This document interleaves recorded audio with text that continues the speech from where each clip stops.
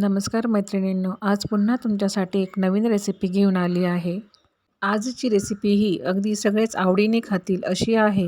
लहान मुलांना तर टिफिनमध्ये देण्यासाठी ही फारच छान आहे। पटकन तयार होणारी अशी ही रेसिपी आहे। तर आज आपण बनवणार आहोत शेव मुरमुरा चिक्की। ही रेसिपी तयार करण्यासाठी मी इथे 100 ग्रॅम मुरमुरे घेतलेले आहेत किंवा 5 कप मुरमुरे घेतले म्हणजे बरोबर ते 100 ग्रॅम होतात।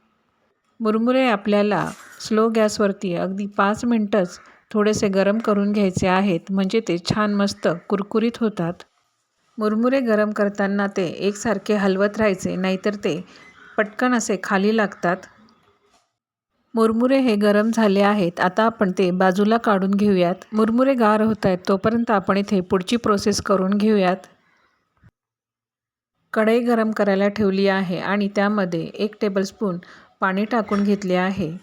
लगेचच त्यामध्ये ज्या कपाने आपण 5 वाटी कुरमुरे घेतले त्याच कपाने 1 कप गूळ टाकून घेतलेला आहे। गूळ आपल्याला मस्तपैकी असा बारीक करून घ्यायचा आहे। गॅसची फ्लेम स्लो ठेवूनच गूळ वितळवून घ्यायचा आहे।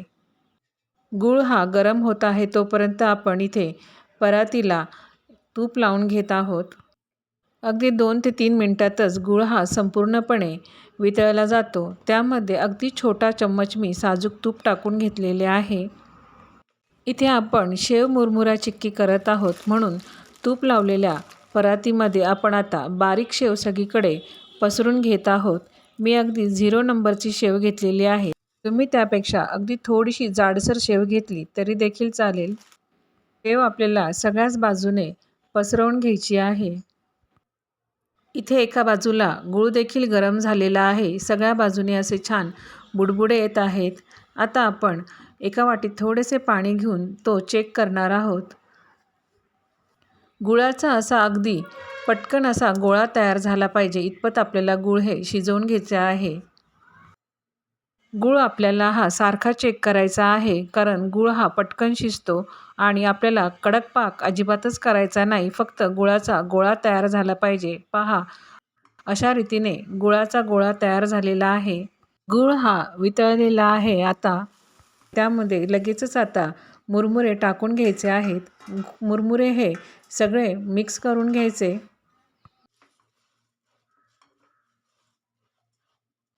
मुरमुरे मिक्स करत आहे तोपर्यंत गॅस हा चालूच आहे। मुरमुरे मिक्स झाले, आता गॅस बंद करून घेतला आहे। तयार झालेले मिश्रण तूप आणि शेव टाकलेल्या परातीमध्ये टाकून घेते। मुरमुरे ताटलीत टाकताना अजिबातच घाई गडबड करायची नाही, अगदी हळुवारपणे ही गोष्ट करायची आहे। टाकलेले मिश्रण स्पॅच्युल्याच्या मदतीने सगळीकडेच पसरवून घेते।